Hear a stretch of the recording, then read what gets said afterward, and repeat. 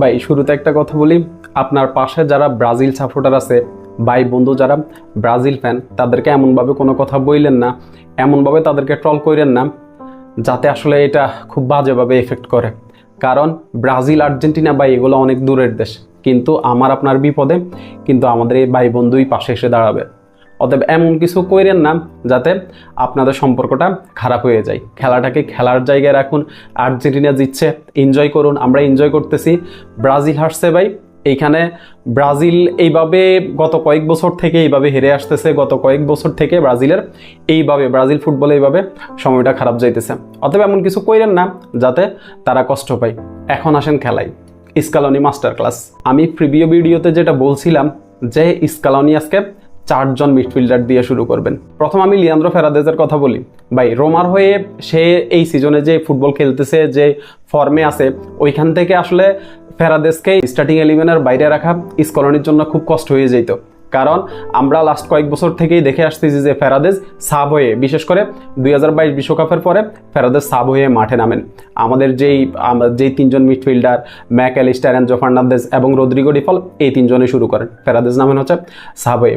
যেহেতু ব্রাজিলের starting line আপটা আগেই ঘোষণা হয়ে গেছে, স্কলনির জন্য কাজটা একদম সহজ হয়ে গেছে যে ব্রাজিলকে আসলে কিভাবে বিট করা যায়, ব্রাজিলকে আসলে কিভাবে ম্যাচ থেকে বের করে দেওয়া যায়, স্কলনি আগেই এগুলো নিয়ে চিন্তা করে রাখছেন। এখন আমাদের যে 4 জন মিডফিল্ডার, এই 4 জন মিডফিল্ডারকে একসাথে খেলার একটাই কারণ হচ্ছে, সেটা হচ্ছে পুরো মিডটাকে কন্ট্রোলে রাখা। আপনি দেখেন আর্জেন্টিনার 4 জন মিডফিল্ডারের বিপরীতে ব্রাজিলে ছিল মাত্র 2 জন মিডফিল্ডার। আপনি 4 জনের বিপরীতে 2 জন দিয়ে আপনি কোনোভাবেই কুলাইতে পারবেন না। এখন আসেন আরেকটা কথায়, আর্জেন্টিনা যখন ডিফেন্স করা লাগছে, অল আউট ডিফেন্সে চলে আসছে। আমরা দেখছি আলভারেজ সহ ডিফেন্সে আসছে। আবার যখন অ্যাটাকে গেছে তখন অল আউট অ্যাটাক, অর্থাৎ এই যে লিয়ান্দ্রো ফেরাদেজ, এরপরে Rodrigo De Paul, Mac Allister, Enzo Fernandez, সবাই একসাথে অ্যাটাকে গেছে।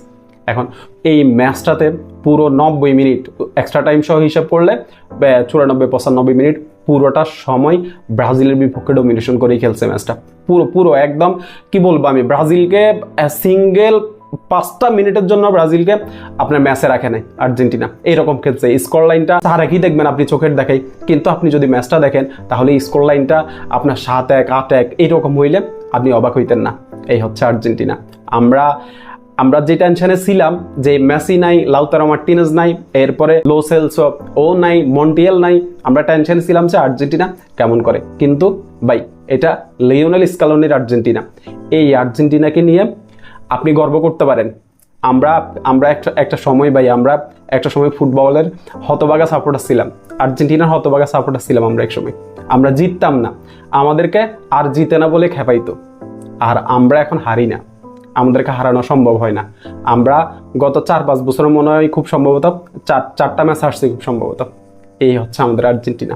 ভাই এই আর্জেন্টিনাকে নিয়ে আমি আসলে এই ভিডিওতে আমি সব কথা বলতে চাই না, আমি দাপে দাপে আরও কয়েকটা ভিডিও বানাবো এই বর্তমান পরিস্থিতি নিয়ে, এই ম্যাচটাকে নিয়ে।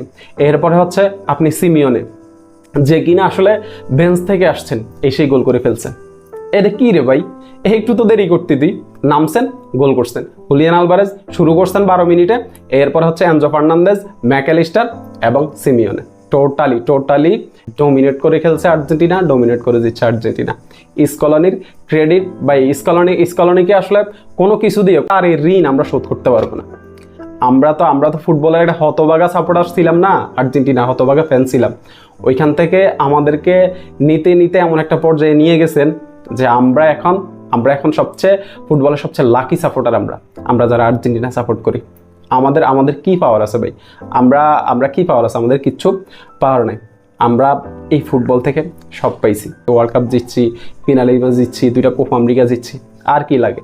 মেসির একটা ইন্টারন্যাশনাল ট্রফির জন্য কত হাহাকার আমরা করছি, যে ইতিহাসের সেরা ফুটবলারটার ক্যারিয়ার শেষ হবে কোনো ইন্টারন্যাশনাল ট্রফি ছাড়া।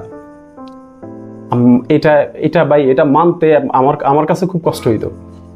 যে আমি সবসময় চাইতাম যে মেসির ক্যারিয়ারের শেষের দিকে হইলেও যেন একটা ইন্টারন্যাশনাল ট্রফি হইলেও যেন পায়, যেন ইতিহাস তাকে মনে রাখে।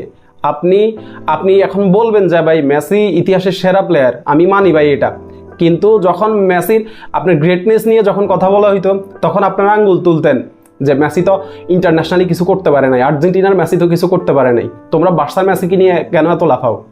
ওইখান থেকে মেসির একটা ইন্টারন্যাশনাল ট্রফির দরকার ছিল, আর একটা জায়গায় এখন 4টা। যাক ভাই, আমার একটা রিকোয়েস্ট আপনাদের কাছে, যে ব্রাজিল ফ্যান যারা আছে তাদের সাথে ওইভাবে লাগতে যায়েন না। আমি আগেও বলছি, আমরা ম্যাচ জিতছি, সেলিব্রেট করেন। ধন্যবাদ সবাইকে।